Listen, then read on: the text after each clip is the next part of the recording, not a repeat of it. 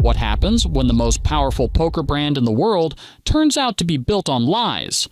Millions of players lost their money overnight, careers were destroyed in seconds, and the names everyone trusted most became the most hated in poker history. Today, we tell the full story of Full Tilt's biggest stars and what the collapse did to every single one of them. And we start with the man who helped build Full Tilt from the ground up, a mathematical genius who spent years earning the poker world's trust, then spent years hiding from it. I deeply regret not being able to prevent Black Friday from happening. After Black Friday, I worked relentlessly to ensure that all players got paid back. April 15th, 2011. Within hours, online poker in the United States was dead. Millions of dollars vanished. Accounts were frozen. Careers ended overnight, and at the center of it all was one name players trusted more than almost anyone else: Chris Ferguson. Not because he ran the games, not because he played the biggest hands, but because when the money disappeared, so did he. Christopher Philip Ferguson's story doesn't begin in a smoky back room or a dusty casino. It starts somewhere far more ordinary and far more dangerous for his future opponents. A quiet Los Angeles suburb. April 11th, 1963. A household where math wasn't just encouraged, it was the language of daily life. Both of his parents were mathematicians, and his father taught game theory and probability at UCLA. From the very beginning, Chris Ferguson was raised to think in systems, odds, and outcomes. That upbringing shaped everything. While other kids were flipping baseball cards, Ferguson was reading, studying, and learning how numbers bend reality. By age 10, he was already playing poker, but not in a casual, luck-based way. His father was teaching him the logic behind the cards, why bets work, when they fail, and how probability quietly controls the table. Poker wasn't a gamble to Ferguson. It was a puzzle waiting to be solved. In 1981, Ferguson enrolled at UCLA, majoring in computer science with a focus on artificial intelligence. This wasn't just academic curiosity, it was obsession. AI, decision-making, simulations, and prediction all fed directly into how his brain worked. Even years later, reporters would notice that mention AI, and he'd light up like a student discovering it for the first time. While grinding through coursework, Ferguson discovered online poker through old IRC chat rooms, long before sleek poker clients existed. The game followed him everywhere. He and his friends began making trips to Las Vegas, and somewhere along the way, the image was born. The long hair, the beard, the dark sunglasses. At first, the shades were practical. He wanted to look older. Soon, they became ritual. Eventually, they became legend. During this period, Ferguson wasn't limiting himself to Texas Hold'em. He was dissecting Omaha, 7-card stud, Raz. Anything with rules he could bend using math. Although he graduated in 1986, Ferguson never really left UCLA. He stayed for 13 years, eventually earning a PhD in computer science under Dr. Leonard Kleinrock, one of the architects of the internet itself. It was an extraordinary academic lineage for someone who would later redefine professional poker, but the deeper he went into theory, the more poker pulled him back. By the mid-1990s, Ferguson was grinding the tournament circuit around Los Angeles. At 33, an age loaded with symbolism, the so-called Jesus of Poker arrived at the World Series of Poker in 1995. His first appearance ended with a final table finish in a 7-card Raz event and a 5-figure payout. That was the moment. Poker was no longer a side passion. It was the path. What made Ferguson terrifying wasn't aggression or bravado. It was patience. He played a cerebral game, deliberately pushing opponents into unfamiliar territory. He wasn't trying to dominate the table. He was trying to confuse it. Every bet was calculated, every call filtered through pot odds, ranges, and psychological pressure. While others chased moments, Ferguson played the long game. For years, results came steadily. But in 2000, everything changed. That year, Ferguson captured his first WSOP bracelet in a 7-card stud event, securing his first 6-figure payday. It was a breakthrough, but merely the opening act. Weeks later, he entered the $10,000 WSOP main event. When the final card fell, Ferguson stood alone, defeating TJ Cloutier heads up to claim poker's most prestigious title and $1.5 million. It made him famous overnight, even though poker itself hadn't yet exploded into the mainstream. The moneymaker boom was still years away. Ferguson didn't fade into the background, though. He kept winning. By 2001, he added another bracelet. In 2003, he grabbed 2 more, both in non-hold'em formats, proving his mastery ran deep across the game. Around this time, he fully embraced the persona. The black suit, the cowboy hat, the beard. Jesus had arrived, and poker fans loved it. Then came the next evolution. Ferguson wanted to merge his technical brain with his poker life. Alongside Ray Bitar, he helped create Full Tilt Poker, an online site built by professionals for players. The idea was revolutionary. Pros weren't just endorsers, they were owners. Investors were limited to elite poker players whose reputations carried weight. Alongside figures like Howard Lederer, Ferguson helped build a platform that quickly became one of the biggest names in online poker. Ferguson wasn't just a spokesperson, he promoted the game relentlessly. His most famous stunt became legendary, the $0 to $10,000 challenge. Starting with nothing, using only free roll tournaments, he documented a brutally slow climb. After months, he had just $6, but he stuck to strict bankroll rules, never risking more than a tiny fraction at a time. 9 months later, he crossed $100. Eventually, he hit $10,000 and then $20,000 without ever abandoning discipline. That challenge inspired thousands. It taught patience, control, structure. It proved poker could be beaten not by luck, but by restraint. Then, in 2011, the story collapsed. The unthinkable happened. April 15th, 2011. What started as a normal Friday morning quickly turned into chaos. News broke that the U.S. government had dropped a massive indictment against the biggest online poker sites in the world. Within hours, the day would be known forever as Black Friday. The charges went far beyond online gambling. Federal prosecutors accused the sites of bank fraud, money laundering, and running illegal operations. To prove they weren't bluffing, authorities froze 75 bank accounts and seized major domain names. PokerStars, the industry giant, immediately shut down access for all U.S. players. Almost instantly, panic spread across the internet. Poker forums lit up. Twitter exploded. Players rushed to their accounts, desperately trying to withdraw money that, in many cases, was suddenly unreachable. As the hours passed, the situation only worsened. Customer support went silent. Withdrawal requests failed. Then came another blow.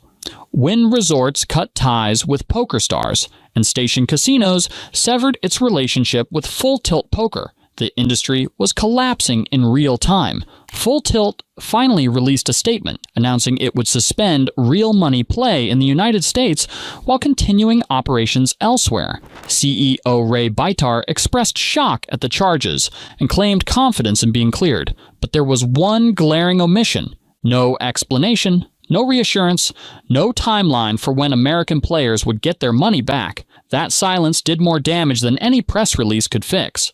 Later that year, the story turned even darker.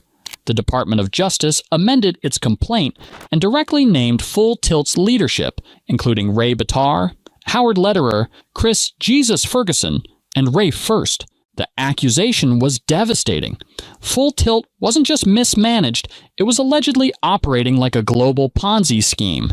The numbers were shocking. Full Tilt owed players around the world roughly $390 million, including $150 million to Americans, but the company reportedly had only about $60 million available. According to the DOJ, player funds had been used to cover expenses, payouts, and personal withdrawals. In September 2011, prosecutors accused executives of funneling $444 million of customer money into their own pockets. Chris Ferguson instantly became one of the most hated figures in poker. Even though he didn't manage day-to-day operations, many players believed he had to bear responsibility. While bankrolls were frozen and careers were destroyed, Ferguson said nothing. That silence stuck. In 2013, the legal case against Ferguson was dismissed, but it wasn't a clean exit. He agreed to transfer funds to the U.S. Marshal Service, forfeit $2.35 million, surrender any future dividends, and accept a ban from working with unlicensed online gaming sites in the U.S. He admitted no wrongdoing, maintaining he was unaware of what was happening until it was too late.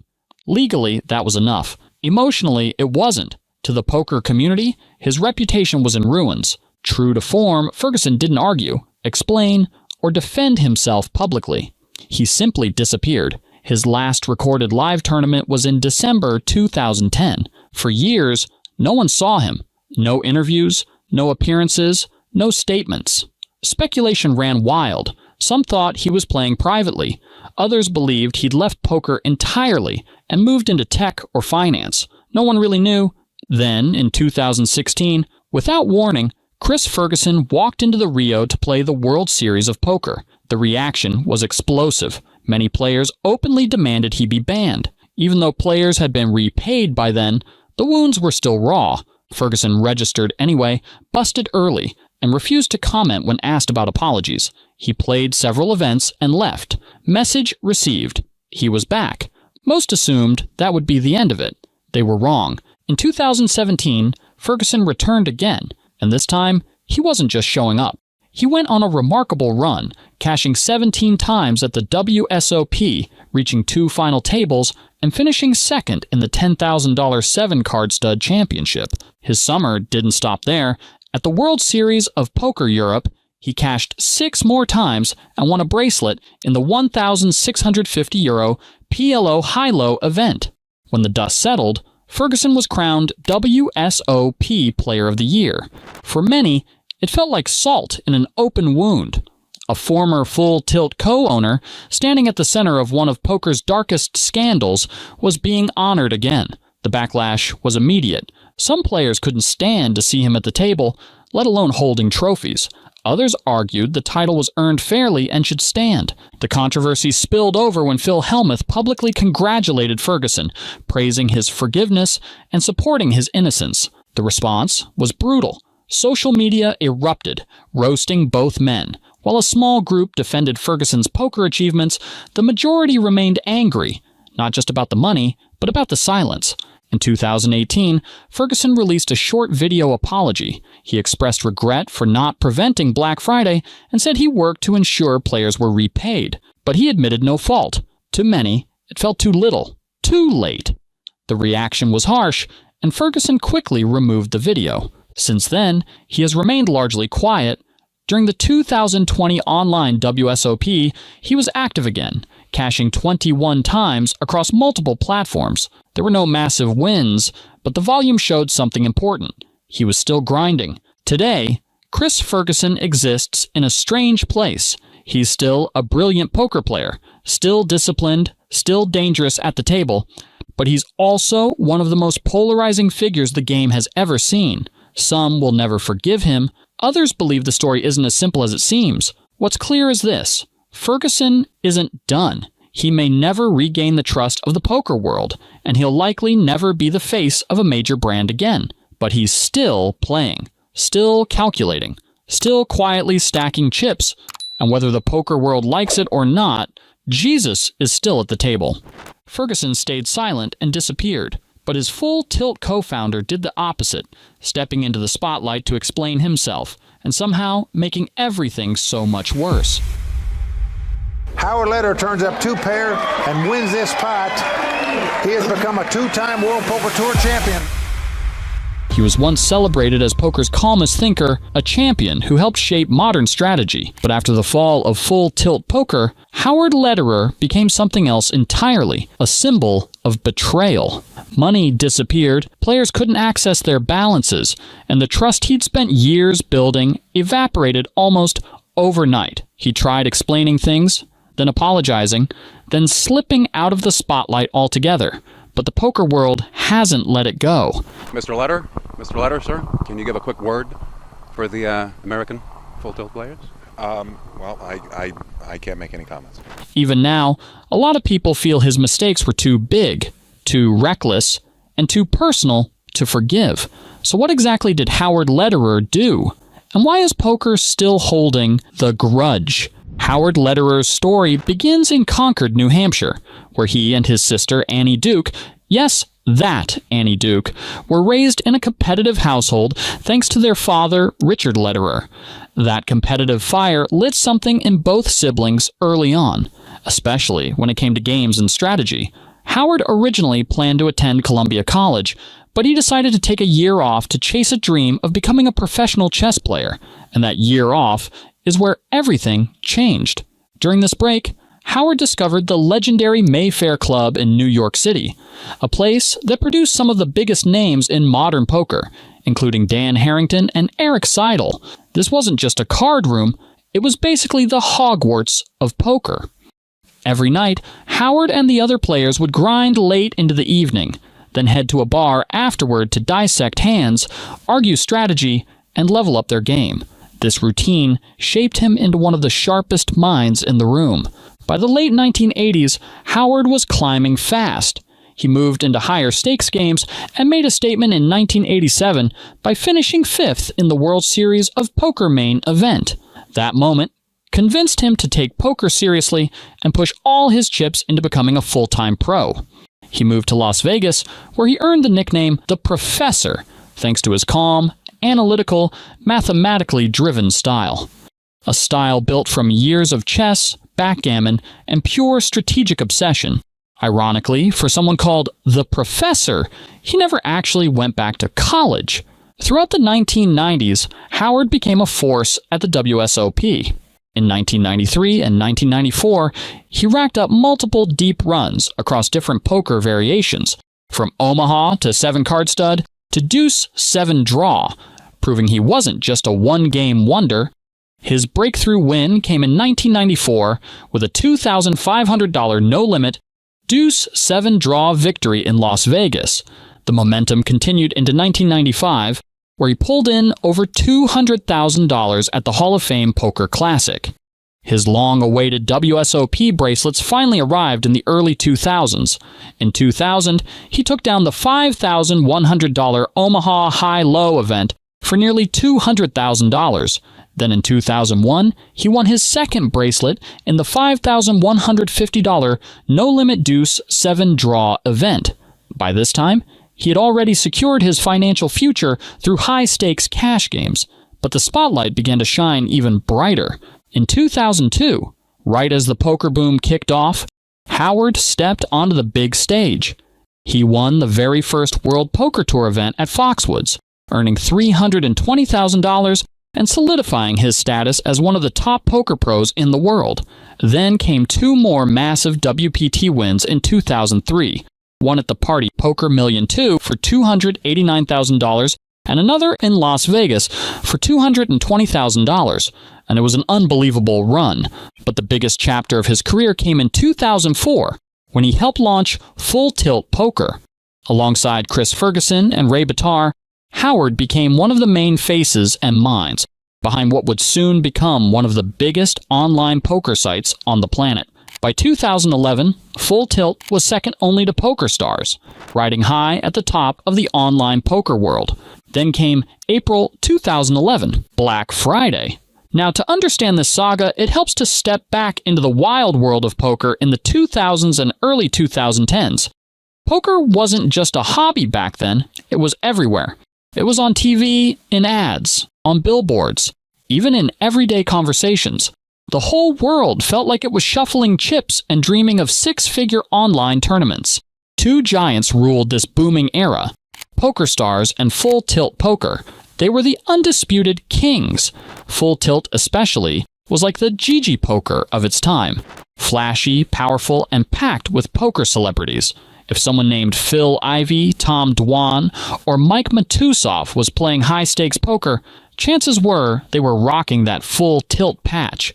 Walk into the Rio during the World Series of Poker back then, and half the room looked like a Full Tilt family reunion, hats, shirts, patches everywhere. Then came April 15th, 2011, Black Friday, the day the entire poker world's jaw hit the floor. On that morning, anyone who logged onto their usual poker sites was greeted not by tournaments or cash games, but by a giant Department of Justice seizure notice. The DOJ had taken over the domains of PokerStars, Full Tilt, and Ultimate Bet/Absolute Poker as part of a major investigation into illegal online gambling operations. The immediate reaction across the community was confusion, panic, and one burning question: where's my money? Especially for players with massive bankrolls sitting online. I was playing poker like any other day, and all of a sudden we just couldn't play anymore. Money was frozen. Full Tilt tried to calm the chaos by assuring everyone their funds were safe. But as hours turned into days, trust quickly evaporated. Something felt off. And unfortunately, everyone's instincts were right. To understand why things collapsed so hard, you have to rewind to the Unlawful Internet Gambling Enforcement Act of 2006, the UIGEA. This law didn't ban poker outright, but it strangled the money flow by making it illegal for banks or payment processors to handle online gambling transactions. In simple terms, it created a world where poker sites serving the U.S. were operating in a legal gray zone at best, completely illegally at worst. This pressure pushed online poker underground, and behind the scenes at Full Tilt, things got messy, very messy. As the DOJ dug deeper, investigators discovered something far more disturbing than just unregulated gambling. Full Tilt Poker was operating like a Ponzi scheme. Player deposits weren't kept safe in separate accounts. Instead, they were mixed with operating expenses. When the shutdown hit, the company simply didn't have the money to pay players back. And while players struggled to withdraw even $1, executives like Chris Ferguson, Ray Bitar, Ray First, and Howard Lederer were still receiving enormous bonus payouts. By September 2011, 6 months after Black Friday, the ugly truth came out publicly. The DOJ revealed that Full Tilt Poker owed players $390 million worldwide, including $150 million to American players alone, but the company had only about $60 million left in its accounts. Meanwhile, executives had paid themselves an astonishing $443 million over the years. The DOJ amended its complaint and outright labeled Full Tilt Poker a Ponzi scheme. The betrayal stunned the poker world. And this is where Howard Lederer's story really takes a turn. Normally, even players accused of cheating managed to stick around the poker scene, but the Full Tilt collapse was so catastrophic that Lederer essentially lost his career. As a founder, board member, and public face of the company, he became the symbol of everything that went wrong. Many players held him personally responsible for their missing money. To be fair, Lederer didn't disappear. Behind the scenes, he spent more than a year trying to find a buyer to rescue Full Tilt and pay back the players. But public opinion kept getting worse, especially because he refused to apologize or accept blame. Lawsuits and government pressure only added fuel to the fire. Eventually, a massive deal came together involving Full Tilt Poker, the DOJ, and PokerStars. The Full Tilt owners, including Lederer, surrendered their assets to the U.S. government. PokerStars then stepped in like a white knight and bought Full Tilt from the DOJ for about $731 million. The outcome surprised everyone. Players actually got their money back.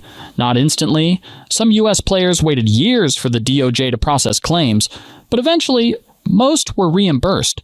PokerStars walked away with huge respect for rescuing the situation. The DOJ collected its penalties, and Full Tilt Poker became a cautionary tale the industry will never forget. As for Howard, by 2012, he finally stepped out of hiding and tried to take the humble route. He released a public apology, admitting he'd caused real damage and saying he wanted to make things right. But forgiveness in poker? That's messy. Some people thought he meant it, while others saw it as way too little, way too late. That same year, he settled with the U.S. Department of Justice over Full Tilt, poker's illegal operations after the UIGEA law.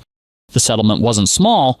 He had to hand over $1.25 million, several bank accounts, a Las Vegas property, proceeds from selling 2 homes, and even his iconic 1965 Shelby Cobra Roadster, Once PokerStars bought Full Tilt, and players finally got their money back, Lederer probably figured the storm had calmed enough for him to re-enter the poker world.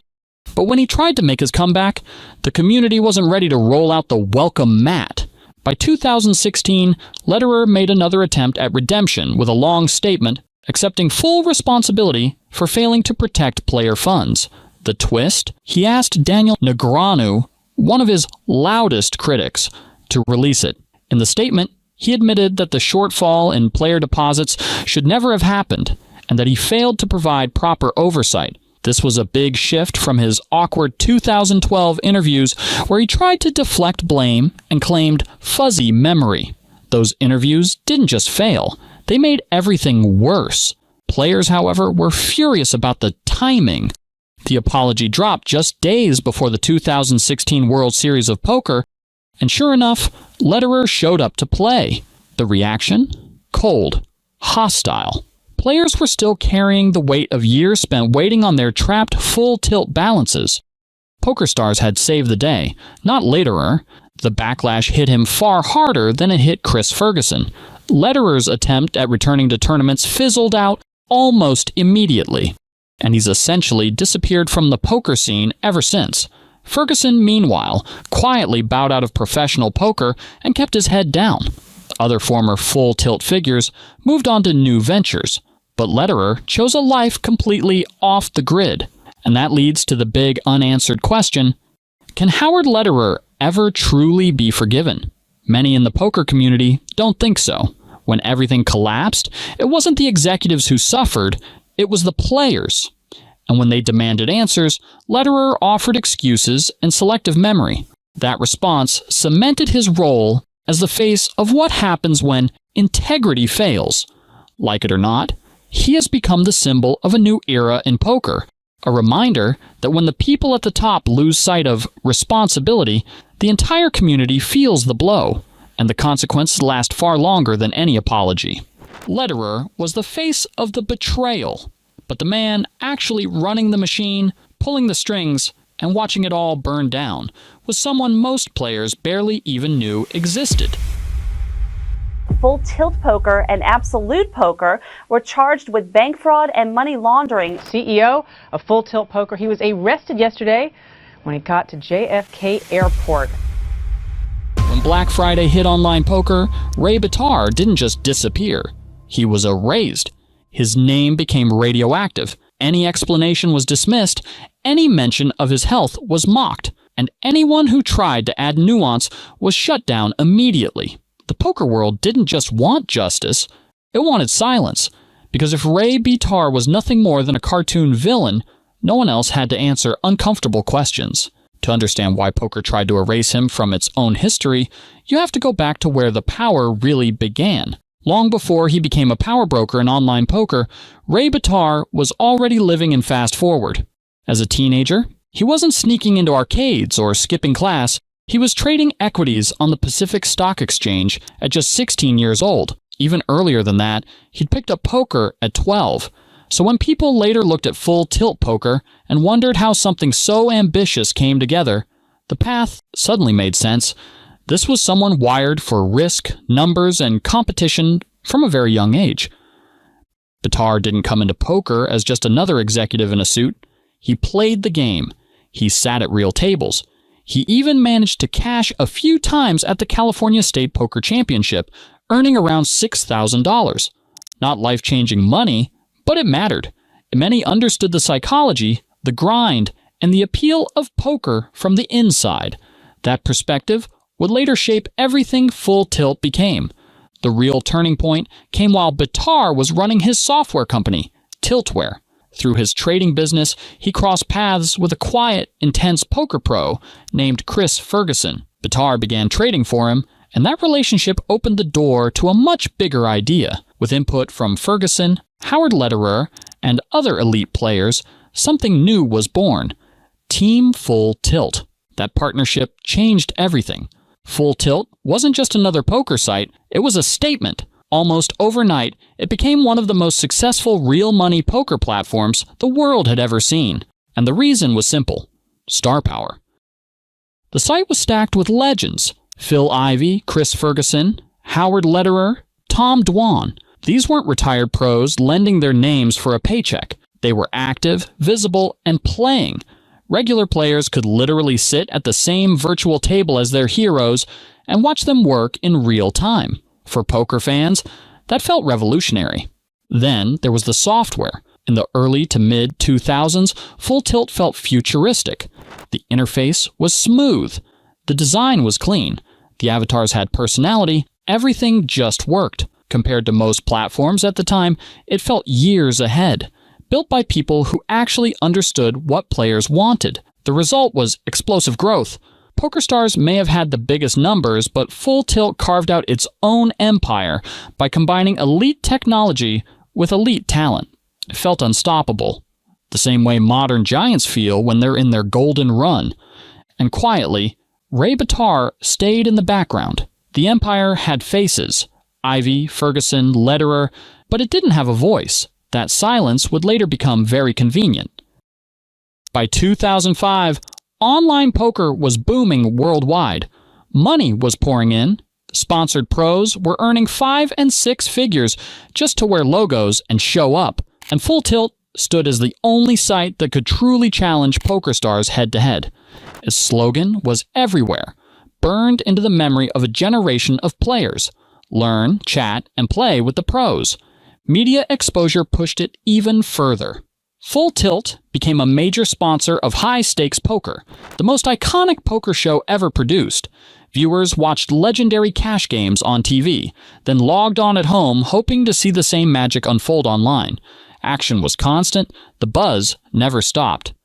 By the time the 2006 World Series of Poker rolled around, Ray Bitar was living like a king. Inside the Rio Convention Center, Full Tilt didn't just show up, they dominated. Their presence came in the form of massive luxury suites that felt part cocktail party, part corporate war room, part private sanctuary. The red and black Full Tilt logo was everywhere, impossible to ignore. Inside, it was pure excess. Plush sofas, open bars, endless food, staff catering to every need. This was the inner circle, where sponsored pros like Lederer and Ferguson could escape the crowds, unwind between events, and feel untouchable. Full Tilt even took over the Gaming Life Expo running alongside the WSOP. That summer, Bitar could often be found holding court with the poker media, relaxed, confident, completely in control. At that moment, he wasn't just a CEO. He was the ruler of an empire he'd built from code, cards, and connections. And from the outside, it looked like it would last forever, but it didn't. On the morning of April 15th, 2011, thousands of online poker players logged into Full Tilt Poker expecting a normal grind. Instead, they were met with a stark seizure notice from the U.S. Department of Justice. At first, the reaction wasn't panic. Full Tilt was one of the biggest poker sites on Earth, backed by famous pros and slick branding. Surely, players thought, their money was safe. Surely this would blow over. It didn't. Almost immediately, the narrative hardened. There was no room for questions, no room for explanations. Poker didn't want to understand what happened. It wanted someone to blame. And Ray Bitar was never going to be defended. Behind the scenes, U.S. Attorney Preet Bharara had been building a case for years. The roots of the crackdown stretched back to the Unlawful Internet Gambling Enforcement Act of 2006. After that law passed, most poker sites blocked U.S. players. Full Tilt didn't. Neither did a few competitors. They kept accepting American money, acting as if the law didn't apply to them. By the time the government finally stepped in, Full Tilt alone had pulled in roughly $1 billion from U.S. players. The real danger wasn't just that Full Tilt ignored the law, it was what they did with the money. Because U.S. banks wouldn't openly process gambling payments, Full Tilt's CEO, Ray Bitar, relied on deceptive methods to keep deposits flowing. Poker transactions were disguised as unrelated purchases, tricking banks into approving them. At the same time, players were told a comforting story. Their deposits were held in segregated accounts completely separate from company expenses. That story was a lie. From that moment on, nuance became dangerous. Anyone who tried to explain how the system collapsed was accused of defending the indefensible. The poker world didn't want context. Context made things messy. Instead of protecting player funds, Bitar and other executives treated them like a shared wallet. Millions were siphoned off to owners' salaries and operating costs. As expenses grew, a massive gap opened between what Full Tilt owed players and what it actually had. By late 2010, players were owed more than $300 million, while the company had less than half of that available. To keep the illusion alive, employees were instructed to misrepresent the company's finances. But the most reckless move came when Full Tilt began running on what prosecutors later called phantom money. By fall 2010, the company could no longer reliably collect deposits from U.S. banks. Shutting down U.S. operations would have exposed the truth instantly. So instead, Bitar chose deception. Players continued to make deposits and gamble as usual. Their accounts showed real balances. Wins felt real. Losses felt real. But much of that money was never collected at all. It existed only as numbers on a screen. By the time authorities moved in during April 2011, more than $130 million in these phantom credits had circulated through the system. Internally, the situation was catastrophic. Full Tilt owed players nearly $390 million and had around $60 million left. Yet even after the shutdown, the company continued assuring users that everything was fine. New deposits were used to pay old withdrawal requests. Operating costs were covered the same way. At that point, prosecutors said, Full Tilt wasn't a poker site anymore. It was a Ponzi scheme. When the government froze assets and unsealed indictments, Ray Bitar was charged with bank fraud, money laundering, and illegal gambling offenses. Other high-profile executives were dragged into lawsuits as well. The fall was especially shocking because Full Tilt had been built around legendary poker names. The people players trusted most were also part owners. From Ireland, where he had been running the company, Bitar fought back legally. He challenged the government's attempt to seize assets, claiming ownership of company accounts, personal bank funds, and even the website domains. He argued the money wasn't criminal proceeds and demanded the right to contest everything in court. But by July 2012, the pressure became unavoidable. Bitar voluntarily flew back to the United States and surrendered at JFK Airport. He pleaded not guilty to 9 counts and promised to fight. Prosecutors immediately painted him as a flight risk and revealed that he had personally pocketed at least $40 million, much of it offshore. They warned that his sentence could stretch well over a century.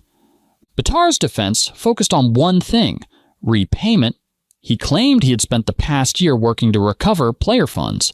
The prosecution wasn't convinced, arguing that he stayed involved only to delay the collapse. Still, a judge granted bail under strict conditions, including millions in bonds, property guarantees, and electronic monitoring. As the case dragged on, public anger didn't fade. Many players felt justice was moving painfully slow. Eventually, a hidden factor changed everything. Bitar revealed he suffered from a severe heart condition and was awaiting a transplant. This was the moment where silence turned into hostility. Sympathy was treated like betrayal. Belief was treated like weakness. In the poker world, even acknowledging his condition became unacceptable. His health was so fragile that prosecutors agreed to a plea deal that spared him prison time. In 2013, Bitar pleaded guilty to conspiracy to commit bank and wire fraud. He admitted he had lied to players for years about the safety of their funds. The cost was enormous. He forfeited $40 million, multiple properties, and stakes in dozens of businesses. Nearly everything he owned was taken. In the end, Ray Bitar avoided prison, not because the damage was small, but because his body was failing.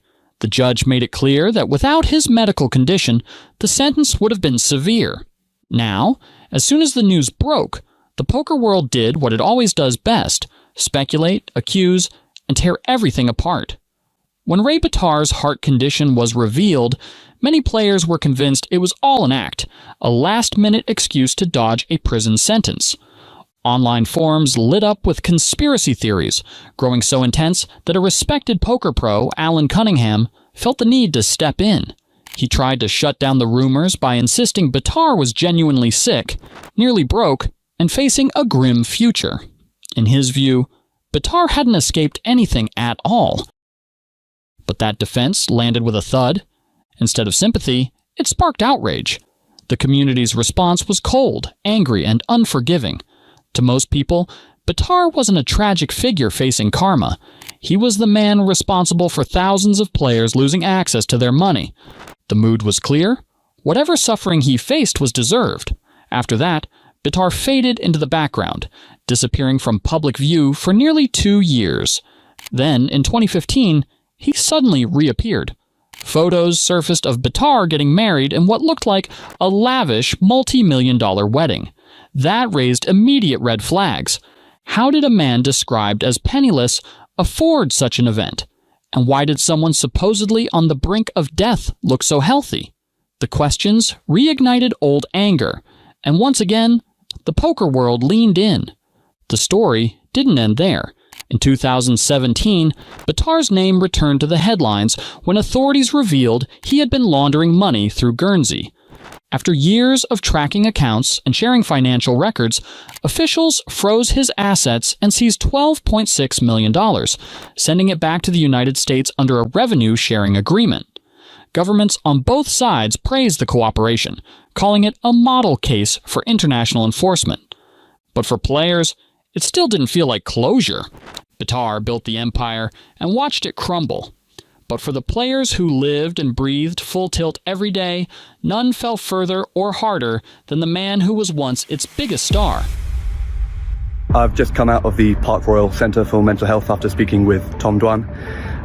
He's clearly under the supervision of the NHS here. He was the young online phenom named Tom Dwan who went as Durr. To my story with him, when I started to notice there was maybe something a little off or different. Now I'm expecting, what is this? FBI, something? He wasn't just disliked, he was downright loathed. His name could spark an argument in any poker room. But in April 2025, his long-running feud with the poker world took a darker twist. Locked up, cut off from his phone, and claiming he was being silenced, he suddenly lit up social media with posts that left fans stunned. Was this the breakdown of a controversial star, or a calculated move? This is the inside story of how one of poker's most hated figures went to war with the system and why the WSOP wanted him quiet. Tom Dwan's story starts on July 30th, 1986, in Edison, New Jersey. Even as a kid, he was drawn to anything that tested his brain. Logic puzzles, strategy games, anything that required thinking 3 moves ahead. But it wasn't until his teenage years that he stumbled onto the game that would define his life: poker. On his 17th birthday, with just a $50 gift from his dad, Dwan opened an account on an online poker site. He picked the screen name Durr, a cheeky little jab meant to make opponents underestimate him. The joke didn't last long. Within a few short years, he'd flipped that $50 into millions, pulling off one of the fastest and most fearless rises in online poker history. His main battlefield was full tilt poker, the mecca of high-stakes online games in the mid-2000s. Here, Tom went toe-to-toe with the best in the world, and often beat them. His style was relentless. Insane bluffs, impossible hero calls, and constant pressure that forced even seasoned pros into mistakes. Some outsiders called it reckless. The real sharks knew better. They saw a player who could calculate complex scenarios in seconds, blending cold game theory with pure gut instinct. By his early 20s, Durr wasn't just a username, it was a brand. Dwan had become the most feared and exciting player in the online arena, regularly battling in nosebleed stakes games with blinds of $200 to $400, $500 to $1,000, and sometimes even higher. Where most would tighten up, Dwan thrived in chaos. His legendary duels with names like Phil Ivey, Patrick Antonius, Ilari Ziegmund, Sahamis, and Victor Isildur I, Bloom, defined an era of online poker that felt wild, unregulated, and limitless. His sessions with Antonius were especially famous. Marathon battles where millions swung back and forth in hours, each move dripping with tension. Fans loved him for the same reason opponents feared him. He could turn trash hands into gold, bluff his way out of disaster, or extract razor-thin value where no one else would dare. This was the golden age of online poker, and Dwan wasn't just part of it, he was the headline act. Then came April 15th, 2011, Black Friday. The U.S. Department of Justice shut down Full Tilt Poker and other major sites, revealing that Full Tilt had been using player funds to pay owners and cover debts. Dwan wasn't part of management, but his face was everywhere, making him one of the brand's most recognizable figures. He spoke out for the players who were owed money, distancing himself from the scandal, but the damage was done. It marked the end of online poker's wildest chapter and the end of Dwan's reign as its undisputed king. Years later, in 2017, Dwan reminded everyone he was still a force. He reappeared at the Macau Billionaires Poker Spring Challenge, jumping into the Super High Roller event. He finished second to Mikita Bodzikuski, pocketing $275,000, his first live tournament cash in over 3 years. But tournaments were never his true playground. His heart and his edge were in high-stakes cash games. Then came May 2023, when Dwan made history all over again. Going up against Wesley Fay, a bold, trash-talking cryptocurrency millionaire, he made a jaw-dropping call to take down a $3.1 million pot, the biggest ever caught on TV or live stream. Fast forward to 2024, and he finally cracked a personal milestone that had been haunting him for over a decade: a World Series of Poker main event cash. It was his first since 2011. Dwan battled his way deep into the tournament, even stacking over 1 million chips before bowing out on day 4. No trophy this time. But it was proof that Tom Dwan, calculating, fearless, and relentless, is still one of the most dangerous players in the game. But by 2025, his name was making headlines for reasons nobody saw coming. In April 2025, the poker world wasn't just watching the tables, they were watching Dwan's social media like it was the final hand of the World Series. Out of nowhere, the legendary high-stakes player lit up X, the platform once known as Twitter, with a flood of alarming posts that had fans, friends, and even fellow pros worried sick. It all started on Tuesday, April 29th. Dwan announced he was at the Park Royal Centre for Mental Health in West London, claiming he was battling extreme paranoia and genuinely feared for his life. His tweets painted a disturbing picture, saying he was scared, that people were trying to kill him or damage his brain, and that doctors and nurses were forcing medication he didn't need. He even tagged heavyweight political figures like Donald Trump, J.D. Vance, UK Prime Minister Keir Starmer, and Home Secretary Yvette Cooper, pleading for help. The posts hinted at something that happened before he ended up in the facility, an incident on a plane where he claimed he was restrained. Dwan claimed that a supposed flight attendant offered to charge his phone, but instead used the chance to erase his browser history, a move he saw as clear evidence of a planned setup. From there, his accusations got even darker, alleging that the Metropolitan Police broke one of his ribs, possibly punctured a lung, and left him with a fractured hand, all without giving him an X-ray. He described the medical staff as weirdos, involved in an investigation, not real healthcare workers. Over and over, he brought up U.S. Operational Command and claimed he was under attack by a shady intelligence agency. He said his water was being drugged, begged for NHS supervisors to act as bodyguards, and pleaded for friends to help before he suffered a heart attack. His messages were frantic, desperate, and deeply unsettling, full of warnings that his phone was being tampered with and that people were trying to kill his brain. The poker community exploded with speculation. Some feared he was being mistreated, others thought he might be in the grips of acute psychosis or a manic episode with paranoid delusions. Whatever it was, this wasn't some PR stunt. Reports confirmed Dwan was indeed admitted to the Park Royal Centre for Mental Health, and from that moment on, the situation only grew stranger. Will Shillabier, a UK-based reporter for PokerNews.com, managed to get inside the Park Royal Hospital and see Tom Dwan in person. He spent about 15 to 20 minutes with him, enough time to size up the situation. From Shillabier's perspective, Dwan wasn't in any immediate danger. He looked physically fine, was under the supervision of the NHS in Middlesex, and seemed to be in the right place to start getting better. Still, not everyone watching felt reassured. Even with Shillabier's calm report, Dwan's social media posts kept setting off alarm bells. Moments after Shillabier left, Dwan hopped back online, Asking the Poker News reporter to return with a bottle of non-drugged water, hardly the kind of follow-up that suggested peace of mind. Within the poker community, concern was running deep. Veteran pro Jaime Staples voiced what many were quietly thinking. This looked like psychosis, and the best thing for Dwan was to trust the medical staff. Former European Poker Tour champion Kevin McPhee reminded everyone that only Dwan could truly describe how he felt, but Staples stood by his belief in the doctors, comparing them to ER teams, there to stabilize, not to solve everything at once. Staples shared that his opinion came from personal experience, having fought through his own mental health struggles. For him, the signs were unmistakable, even if they could be misread by those unfamiliar with such battles. Through it all, the poker world didn't get lost in the messy details. Dwan was more than just a player. He was a legend, and that meant the focus was on support, not judgment. His close circle stayed mostly silent in public, but some of the old-school grinders from his full-tilt glory days quietly checked in behind the scenes. One veteran high-stakes player, speaking anonymously to SpadePoker.tv, revealed that figures like Rob Young had reached out with offers of help and encouragement. Then, signs of a turnaround started to show. Less than 3 hours after his tense post, Dwan tweeted an apology for the rant, admitting he'd just been stressed and saying he was feeling a bit better.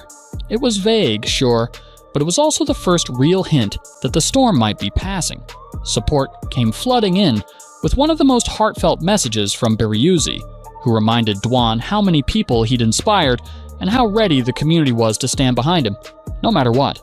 A few weeks after the chaos first erupted, Dwan resurfaced looking far more composed. He announced he was heading back to the United States, and this time, he came out swinging. He said he planned to sue both the UK police and London's Park Royal Hospital over what he described as a nightmare experience. According to Dwan, his time at Park Royal was nothing short of being held prisoner. He claimed he'd been drugged without consent, denied proper medical care, and stripped of basic rights like calling a lawyer or informing his family. He said staff even forced him to post that April 30th tweet where he told fans he was feeling a bit better and a bit stressed, then kept his phone for over 2 weeks instead of the promised few minutes. On top of that, he accused UK police of roughing him up before his hospital stay, breaking ribs, fracturing his hand, and possibly puncturing a lung. Dwan said he had voluntarily checked into Park Royal for what he thought would be a short 2-week stay, but the reality was different. He claimed he was cut off from the outside world and forced into treatment. His anger didn't just stop at the hospital or police. He also threatened to sue Poker News for reporting that he was in good physical condition while there. Under UK law, specifically the Mental Health Act of 1983, updated in 2007, authorities can detain someone if they believe a mental health disorder makes them a danger to themselves or others. Section 2 allows up to 28 days for assessment and treatment, while Section 3 permits up to 6 months for more serious cases. Treatment can be given without consent, but there are rules. Detainees still have rights, including legal representation and the ability to appeal. If Park Royal followed all those rules, Dwan's legal fight would be tough, but he insists they didn't, saying they ignored his rights and took away his phone after he posted a picture of an NHS staffer to his 200,000 plus followers. The real reason for his detention is still a mystery. Early on, Dwan fired off some paranoid-sounding tweets, claiming someone dressed as a flight attendant had messed with his phone, wiped his browser history, and was trying to frame him. Later, fellow poker pro Daniel Negreanu revealed on the Mania podcast that Dwan had been acting oddly even before his London trip. Negreanu didn't drop any names, but said Dwan was flying in to meet someone and was already behaving strangely at the airport. Negreanu also shared a throwback from Las Vegas that proved Dwan's quirks were nothing new. Years ago, Dwan pulled him aside for an urgent talk, but only after insisting Negreanu remove his phone battery so no one could record them. And after all that drama, there was nothing urgent at all. Dwan just wanted to chat. Negreanu said he had a bit of a delusion of grandeur, convinced he could personally broker peace with people like Putin or Kim Jong-un, and actually believing it. But that was only the surface.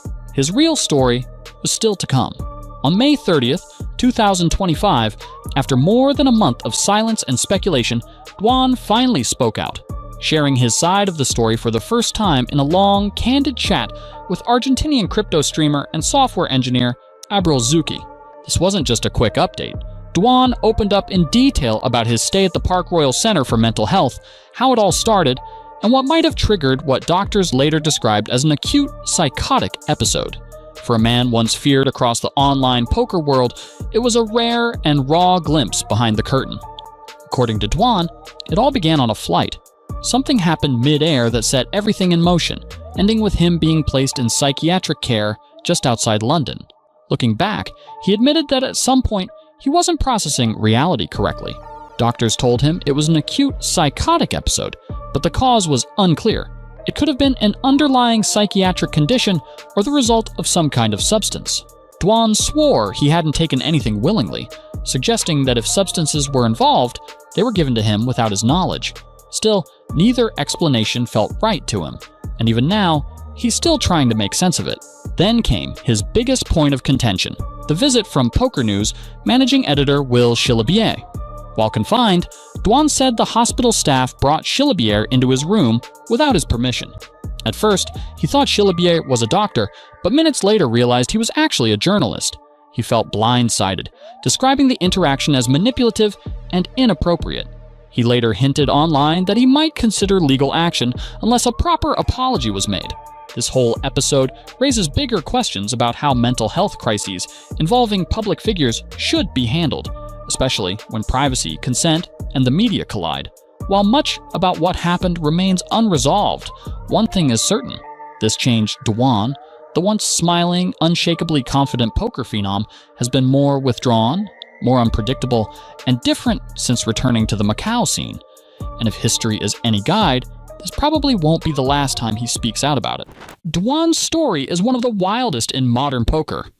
But long before he was making million-dollar calls, another high-stakes gunslinger was already rewriting the rules and losing a fortune in the process.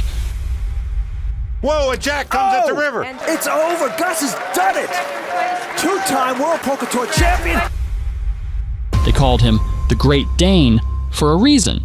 He climbed to the top of the poker world faster than almost anyone before him. But in poker, dominance never lasts forever. And Gus's fearless, all-out style, the very thing that made him a genius, would eventually become his biggest risk. This is the rise and fall of Gus Hansen. Gustav B. Hansen, better known to the world as Gus, didn't exactly follow a straight road to greatness. His story starts far from the bright lights of Las Vegas in Copenhagen, Denmark, where he was born on February 13th, 1974. An only child, Gus showed early signs that he was wired differently. While most kids were packed into classrooms, Gus spent much of his elementary years being homeschooled by his mother and aunt. That setup gave him freedom, focus, and a quiet space to sharpen his mind. But Gus wasn't just academic, he was fiercely competitive. Tennis became his first battlefield, and not casually either. He climbed the national youth rankings and looked like a future professional in the making. Then, just like that, an injury slammed the brakes on everything. The dream ended before it could fully begin. For a kid who thrived on competition, that kind of setback could have crushed him. Instead, it pushed him to find a new arena. That arena turned out to be a backgammon board. Gus picked up the game his father had once taught him and dove in head first. One summer was all it took. He studied, practiced, and obsessed over strategy, and soon he was beating everyone around him. It escalated quickly. He began organizing tournaments at school, drawing top players from across Denmark. And even then, the gap was obvious. Gus was dominating, playing at a level that looked far beyond his age. Still, backgammon wasn't exactly a long-term career plan. Gus had inherited a strong work ethic from his mother and paired it with a natural talent for mathematics. That combination earned him an academic scholarship, and he decided accounting would be a sensible path forward. But Gus had already proven one thing about himself. When he mastered something, he needed a bigger challenge. That hunger carried him across the Atlantic to the University of California, Santa Cruz. California brought sunshine, freedom, and a turning point that would change everything. One casual invitation to a weekly poker night introduced Gus to Texas Hold'em. He had never played before, which made him seem like an easy win. That assumption didn't last long. Gus absorbed the rules quickly. experimented with strategy, and by the end of the night, he was the last one standing. More importantly, he was hooked. He began playing constantly, spending time at the Ocean View card room, learning the rhythm of the game. Even with his natural ability, Gus saw how much there was still to learn. Instead of backing off, that realization pulled him in deeper. Poker had the same strategic depth as backgammon, the same psychological warfare, but with much higher stakes. 2 years into college, Gus had to return to Denmark for mandatory military service. Most people might see that as an interruption. Gus saw opportunity. During downtime, he played poker with fellow recruits, testing ideas, refining instincts, and exploring different formats like Omaha, Raz, and 7-card stud. When his service ended, he didn't hesitate. He boarded a plane and went straight back to the United States. This time, his destination was New York City. New York was where the dream met reality. Gus chased the life of a professional gambler, grinding through cash games and learning hard lessons. In 1996, he made his first appearance at the World Series of Poker and exited early. It was far from glamorous. These years were difficult, often forgotten later when people called him an overnight success. He wasn't winning big yet, but he was learning, adapting, and refusing to quit. Then came the breakthrough idea that changed everything. Gus decided to become unreadable. He threw away convention and began playing a wildly unpredictable style, entering pots with unusual hands and applying relentless pressure after the flop. He bluffed aggressively, embraced chaos, and forced opponents into constant discomfort. Losses still happened, but when he won huge. This was the birth of the Gus Hansen persona the poker world would soon fear. By the early 2000s, the results started to speak loudly. In 2002, Gus entered the World Poker Tour's 5-Diamond World Poker Classic and tore through the field, defeating 146 opponents to claim $550,000. The win wasn't just about the money, it was proof that his style worked on the biggest stage. He followed it up in 2003 with another major victory at the WPTLA Poker Classic, earning $500,000 and cementing his reputation. That same year, he launched an online poker site, PokerChamps.com. While the platform gained traction, balancing business with non-stop travel proved difficult. Gus eventually sold the site to Betfair for $15 million, a massive win off the table. And he still wasn't done. Late in 2003, Gus finished third at the 5-Diamond World Poker Classic, then captured his third WPT title at the PokerStars Caribbean Adventure. His forceful playstyle, growing list of trophies, and undeniable charisma turned him into a global poker icon. In 2004, his popularity even spilled outside the poker world, when he was named one of People magazine's sexiest men alive. In 2005, Gus received an invitation to the Poker Superstars Invitational Tournament, featuring a massive $400,000 buy-in and legends like Doyle Brunson and Phil Ivey. Gus didn't flinch. He attacked the field with confidence and walked away with first place and a $1 million prize. By 2007, his journey took him to Australia for the Aussie Millions. After strong performances across events, Gus claimed the main event title and a $1.5 million payday. He later documented the experience in his book, Every Hand Revealed, which became a bestseller in both Denmark and the United States. Now, for a stretch of time, it truly felt like Gus Hansen could do no wrong. Everything he touched seemed to turn into a win. And by the late 2000s, he was riding the absolute peak of his powers. In April 2008, that momentum carried him into the $25,000 WPT Championship event. Even though he finished second, the result was anything but disappointing. Gus walked away with an enormous $1.7 million payday, the biggest single cash of his career at that point. It was yet another reminder that he belonged among the elite. By then, Gus had already earned more than $7 million in live tournaments, but in his own mind, tournaments were only part of the story. Cash games were where he believed his true edge lived. Fans still talk about his legendary showdown with Daniel Negreanu on high-stakes poker, where Gus somehow turned quad fives against Negreanu's full house. The pot exploded to a then record-breaking $575,000, and the hand became one of the most replayed moments in televised poker history. It perfectly captured who Gus was: fearless, unpredictable, and always willing to push things to the edge. That same larger-than-life image helped him land a major sponsorship deal with Full Tilt Poker. Gus became one of the faces of the brand, appearing in promotional videos and wearing their logo every time he sat down at a table. Full Tilt also backed him financially, allowing him to play exclusively on their site. At the time, it looked like a perfect partnership, one that would keep him at the top for years. Then came 2010, a year that felt like the ultimate validation of his career. Gus finally won his first World Series of Poker bracelet, taking down the No Limit Hold'em High Roller Heads Up event. Along with the bracelet came a payout of over $450,000, a milestone that had somehow eluded him until then. As if that wasn't enough, he closed out the year by winning the Poker Million 9 tournament and adding another $1 million to his name. Gus Hansen wasn't just relevant, he was still governing. The last truly massive splash of that era came in 2012 at the Aussie Millions $250,000 No Limit Hold'em Challenge. Gus battled his way to the final table, standing toe-to-toe with legends like Phil Ivey and Patrick Antonius. He finished third, a result that still paid him $820,000.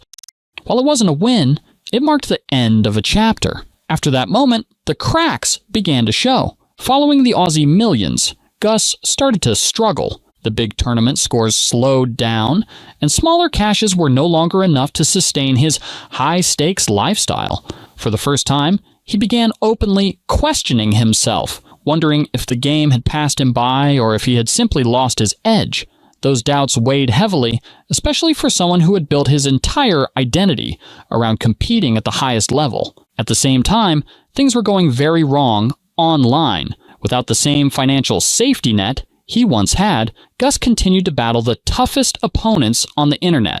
The results were brutal. Over time, his losses reportedly climbed past $21 million, the largest known online poker loss ever recorded. The game felt different. Through a screen, without physical reads, body language, or face-to-face pressure, the instincts that once made him special didn't translate the same way. Gus eventually admitted that online poker simply wasn't where he thrived. After a long internal struggle, he made a decision that couldn't have been easy. Gus stepped away. He focused on rebuilding his finances, taking on a normal accounting job, and returning to backgammon as a way to earn money. After years of private jets, luxury hotels, and million-dollar pots, the quiet routine of everyday life must have felt strange. Still, it was a smart and necessary reset. Then, slowly, he returned. Around 2017, Gus resurfaced and announced he was ready to grind again. In 2018, he briefly dipped his toes back into online poker, though he wisely didn't stay long. After nearly 3 years of inactivity, he reappeared on social media, announcing a return to Las Vegas and hinting that it would be a good summer. The Great Dane was back. This time, however, he wasn't chasing tournament glory right away. Instead, he jumped straight into high-stakes cash games in the legendary Bobby's Room, returning to the format he always loved most. In 2024, Gus officially confirmed a full comeback. He announced plans to play at the EPT Monte Carlo Grand Final and signed a major partnership with Winamax, joining a powerhouse team alongside some of the best players in the world. In 2025, he made a deep run at the Winamax Poker Open in Aix-les-Bains, reaching the final day and coming painfully close to ending a 12-year trophy drought. He finished 7th after a brutal cooler, but the result sent a clear message. Gus Hansen is back, energized, competitive, and once again, enjoying the game. His recent deep runs and renewed love for tournaments show a player who has evolved, learned, and survived the highest highs and lowest lows. The legend of the Great Dane has never been just about winning. It's about resilience, reinvention, and an unbreakable hunger for the fight. And if history tells us anything, his story is far from finished. If you enjoyed this story, don't stop here.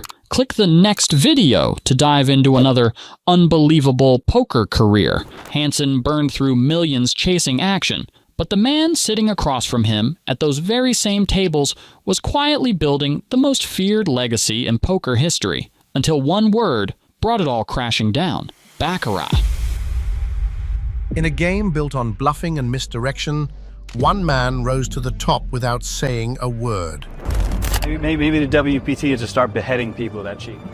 I mean, yeah, obviously it's unacceptable, right, to cheat somebody. Right, it's like, that's unacceptable. Imagine sitting across from someone who never flinched, never blinked, someone who seemed to read your thoughts without giving up a single clue of his own. That's what opponents saw when this stone-faced prodigy took his seat.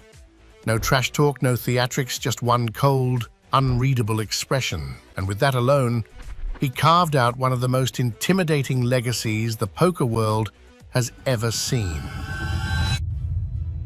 Phil Ivey's journey begins in Riverside, California, where he was born on February 1st, 1977. But just a few months later, his family moved across the country to Roselle, New Jersey, a quiet little suburb where Ivey would spend his childhood. That's where the seeds of greatness were first planted. Phil Ivey learned poker at just 8 years old from his grandfather, quickly showing a gift for strategy and competition, not just in cards, but in games like chess and backgammon. As a teen, he worked at McDonald's, then found a telemarketing job where he spent breaks playing 5-card stud. His skills grew fast, and soon, home games weren't enough. Too young for casinos, he used a fake ID borrowed from a friend of his dad's and started playing in Atlantic City as Jerome Graham. He was there so often, players and staff called him No Home Jerome. But it wasn't all smooth sailing. There were times he missed the last bus home or couldn't even afford it. On more than one occasion, he slept under the boardwalk, all just to keep chasing his poker dream. He'd grind for 16 hours straight at the Taj Mahal, studying every hand he played, even the ones he won. It was a brutal but necessary part of building his bankroll. That telemarketing gig helped keep him afloat when things got rocky, but eventually the 2-hour commute was holding him back. So he made the leap, moved out of his parents' place, and got an apartment in Atlantic City. He was living and breathing poker, knowing everyone from the dealers to the floor managers. Word spread fast about this young guy who'd once slept under the boardwalk and was now making serious moves at the tables. In just a year, Jerome was playing in the biggest stud games in the city, sometimes for $75 to $150 a hand, and even up to $400 when high rollers were around. He quit his job and was now living entirely off poker, officially becoming a pro, even if his parents weren't exactly thrilled. Then came the moment of truth. About a year after moving to Atlantic City, he walked into the Taj Mahal casino and casually let it slip. It was his 21st birthday. For the first time, he could legally sit at the tables in New Jersey.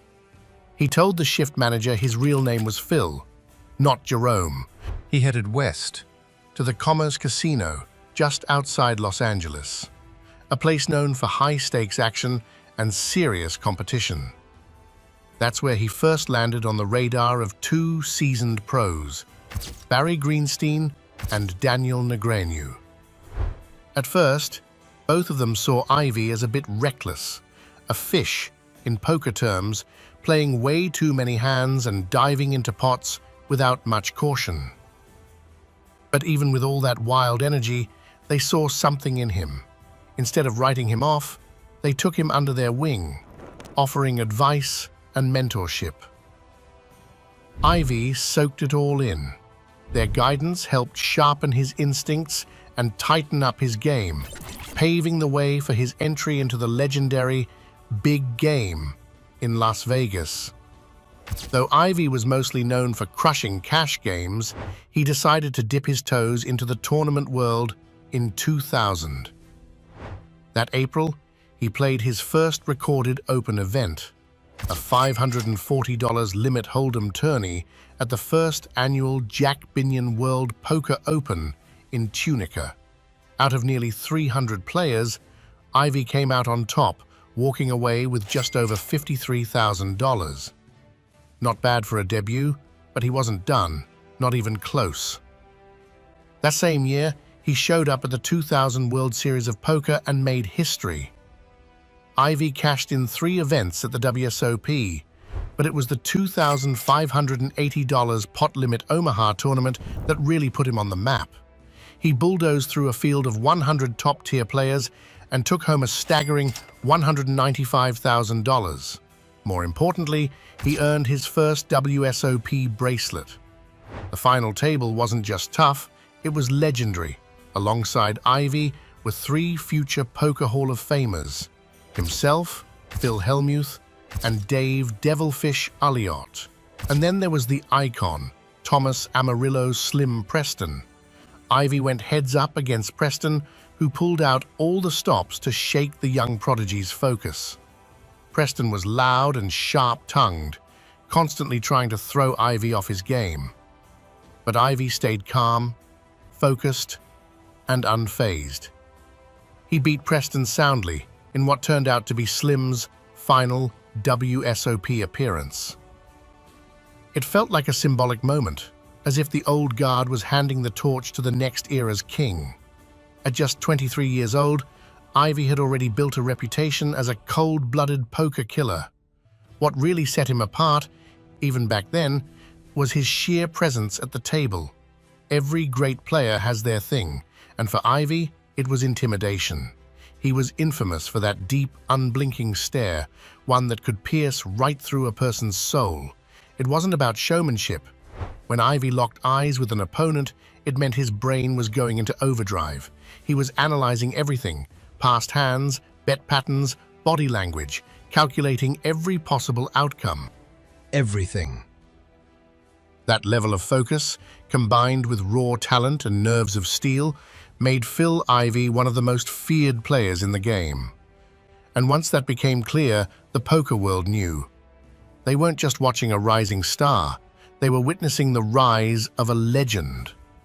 Before 2002, winning 3 bracelets in a single World Series of Poker was almost unheard of. Only 3 legends had ever done it. Walter Puggy Pearson in 1973, then Phil Hellmuth and Ted Forrest in 1993. But in 2002, Phil Ivy changed everything.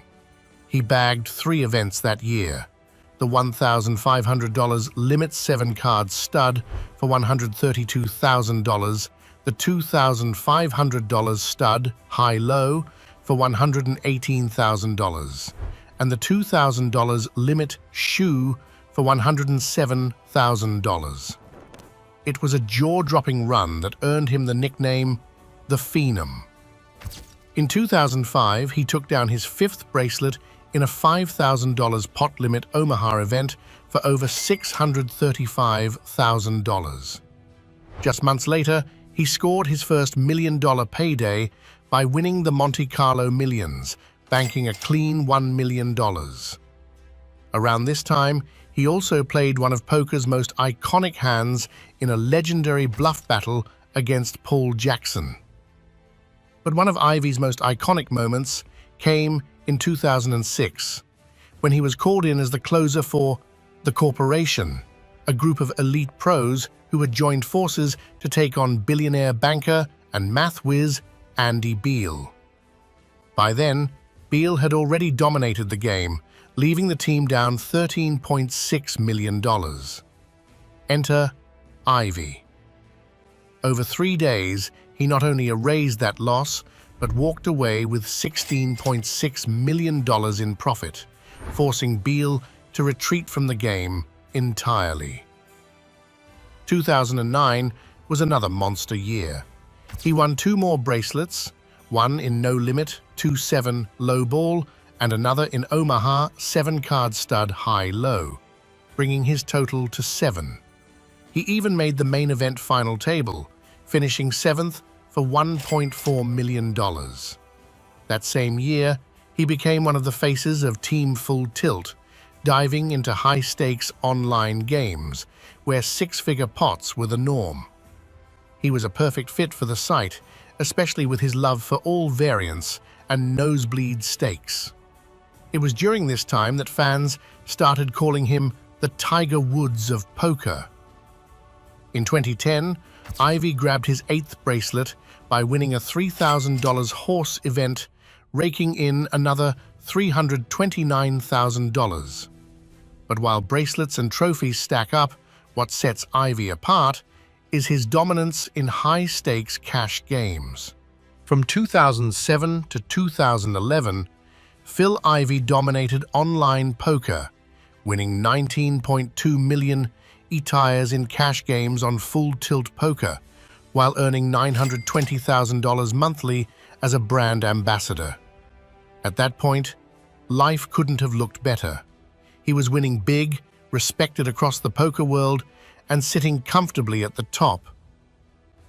But on April 15th, 2011, Black Friday, the US government shut down Full Tilt for illegal operations, wiping out Ivy's stake. Players discovered their funds were missing, sparking outrage.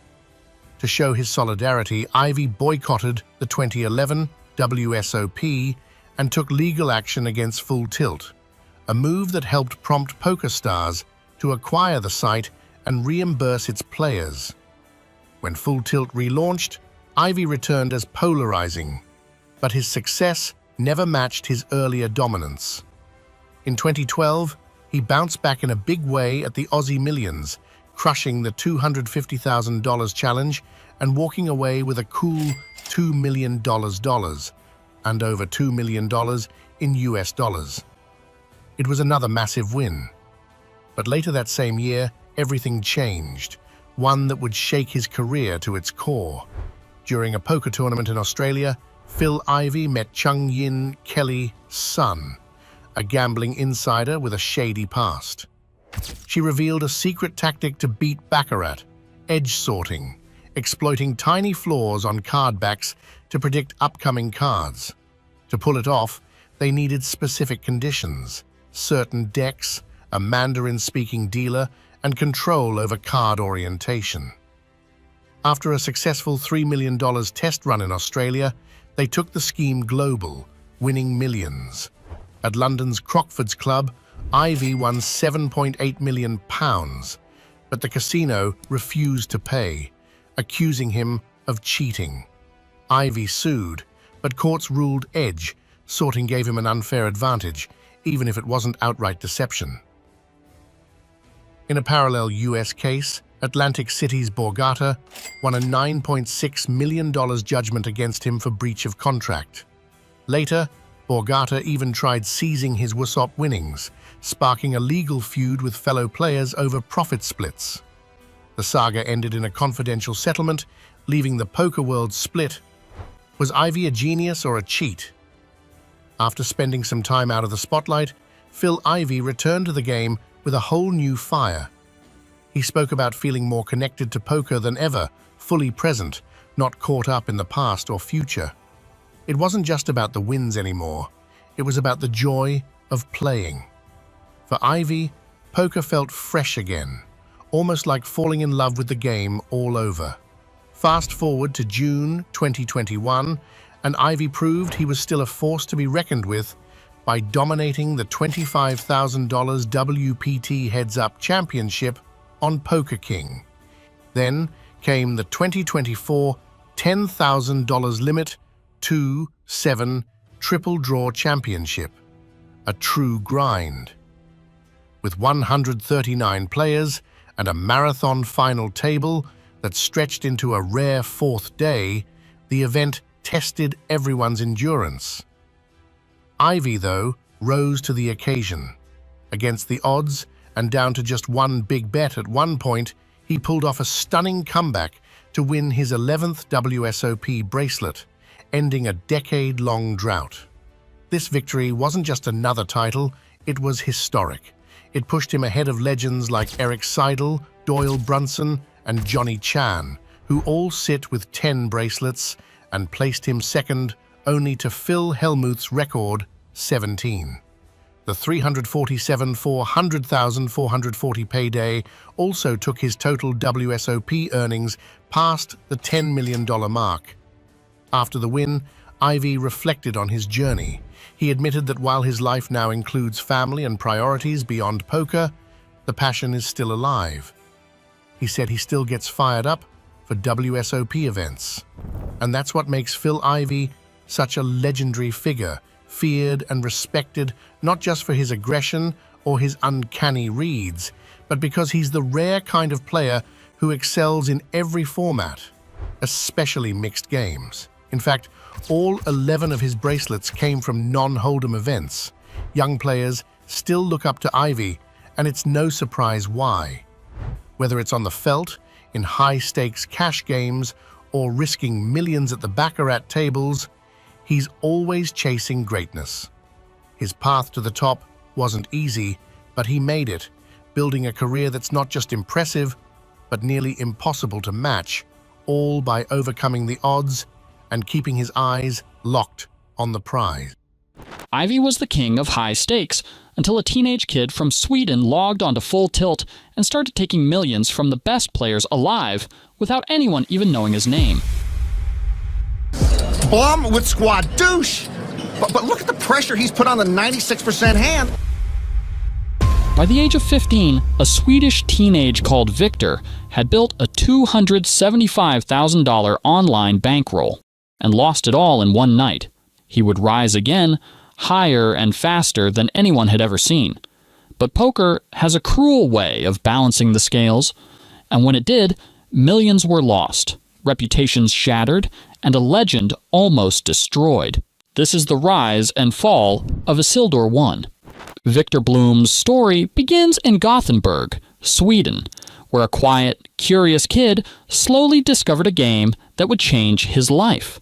Born in 1990 as the youngest of 4 siblings, Victor didn't grow up dreaming of fame or fortune. He simply loved competition. At 14 years old, he found himself drawn to No Limit Texas Hold'em, first through casual heads-up matches against his older brother. What started as a simple family pastime quickly turned into an obsession. This was the era of the famous poker boom, when Chris Moneymaker's World Series win inspired millions of everyday people to believe they could beat the pros. Victor and his friends began hosting small home games, but it became obvious almost immediately that Victor was different. He played aggressively, fearlessly, and without hesitation. While others hesitated, he attacked. While others folded, he pushed. His classmates didn't stand a chance. Soon, poker became the main event during lunch breaks at school. Victor even taught classmates how to play, then proceeded to beat them anyway. The legend grew when he reportedly played against 25 students at once and won.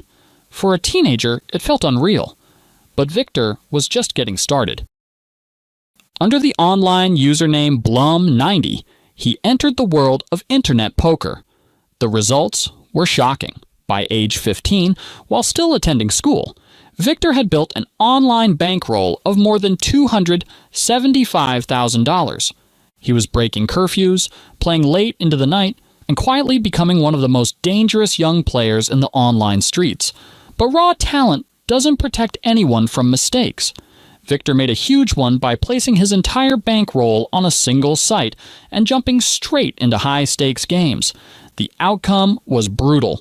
He lost everything. Most people would have walked away. Victor did the opposite. He rebuilt from just $3,000 and somehow turned it into $250,000. Then he lost that too. His life started slipping. His grades collapsed. He ran out of school money. Eventually, he had to ask his parents for help. They agreed on one condition. He must quit poker and live a normal life. Victor agreed, but in his heart, he knew poker wasn't finished with him. With his last $2,000, Victor took one final shot. He returned to online poker and focused on the format he knew best, heads-up games. He played up to 15 hours a day, grinding relentlessly. He climbed from tiny stakes all the way to $100, $200 no-limit tables in just 3 weeks. That $2,000 turned into $2 million. It didn't stop there. Victor moved to another site, deposited the maximum allowed, and skipped straight into high-stakes games. Regulars assumed he was reckless and challenged him. One opponent sat across from him at 6 tables and got destroyed. Victor walked away with another 6-figure profit. Soon, poker forums were buzzing with a single question. Who is Bloom 90? Then Victor changed everything. He adopted a new identity, Isildur I, a name inspired by the fantasy world of Tolkien, and he entered full tilt poker, home to the greatest players alive. Almost overnight, Isildur I climbed into the highest stakes in existence. What made him terrifying wasn't just winning, it was how he played. Victor attacked constantly. He raised, re-raised, overbet, and pushed boundaries nobody had touched before. At a time when most pros followed strict, predictable strategies, Victor threw the rulebook out the window. No one could decide whether he was a genius or insane. But fear spread fast. Top professionals started bleeding money trying to slow him down. Hundreds of thousands disappeared. For some, it turned into millions. Victor wasn't simply showing up to high-stakes poker games anymore. He was hunting them, and by this point, the entire poker world had been asking the same question for over a year. Who is Isildur I? The name was everywhere, at the top of leaderboards, attached to the biggest wins, linked to the most unbelievable hands anyone had ever seen. But the strangest part? No one knew who was behind the screen. The mystery nearly cracked in April 2010. Tony G, one of poker's loudest personalities, claimed he had direct contact with Isildur I and even arranged for him to fly to London. The idea was simple. Bring him onto Party Poker's big game, stake him, and finally put a face to the legend. At the last second, Isildur I backed out. One short message. Apology. No explanation. Just like that, he vanished again. The rumors exploded. Some thought it was a famous pro in disguise. Others believed it was a young Scandinavian prodigy. Nobody truly knew. Then PokerStars stepped in. In 2011, PokerStars signed Victor Bloom and immediately placed him in the spotlight. They launched the Superstar Showdown, a brutal heads-up format where Blum battled elite players across multiple tables for thousands of hands at serious stakes. Sometimes he won, sometimes he lost, but he never hid. He never ducked competition. And slowly, the mystery started to unravel. At the PokerStars Caribbean Adventure in January 2011, PokerStars finally revealed what many had already suspected. Isildur I was Victor Bloom. The secret was out, but the madness didn't stop. When full tilt poker collapsed on Black Friday in 2011, much of high-stakes online poker froze. Blum didn't. He stayed active on PokerStars, battling in multiple variants and mixing it up at $200, $400 stakes, like it was routine. When Full Tilt returned in 2012, they wasted no time signing Bloom as a sponsored pro. The stage was set once again. But to understand why Victor Blum became a legend, you have to rewind to the moment he truly broke poker. Bloom didn't tiptoe into high stakes. He kicked the door off its hinges. He opened 6 tables of $300, $600 heads-up, no-limit hold'em, and sat directly across from Tom Dwan, the most feared online player in the world at the time. What followed became poker folklore. The two played marathon sessions, sometimes lasting 15 hours, trading massive pots back and forth like it was pocket change. Then they raised the stakes. $500, $1,000 blinds, 7-figure swings, millions flying across the screen. When the dust settled, Victor Blum was up around $4 million against Dwan. Almost immediately, he challenged Patrick Antonius and took another $1.6 million from him. Within days, Isildur I was up over $6 million on Full Tilt poker. The poker world didn't know how to process it. Some people said it was luck, a massive heater, a reckless maniac running hot.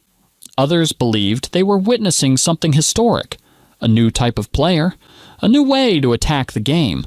Then the numbers started to speak. Blom was involved in every one of the 12 biggest pots in online poker history. He played multiple hands worth more than $1 million each. He held 17 of the top 20 largest pots ever recorded, and every single one of them was heads up. At times, he was playing 9 tables of 500, 1,000 no-limit games simultaneously, switching between game types, battling Phil Ivey, Tom Dwan, and Patrick Antonius all at once. These weren't normal opponents, they were the final bosses of poker, and somehow a young guy from Sweden was standing toe-to-toe with all of them. The conversation slowly changed.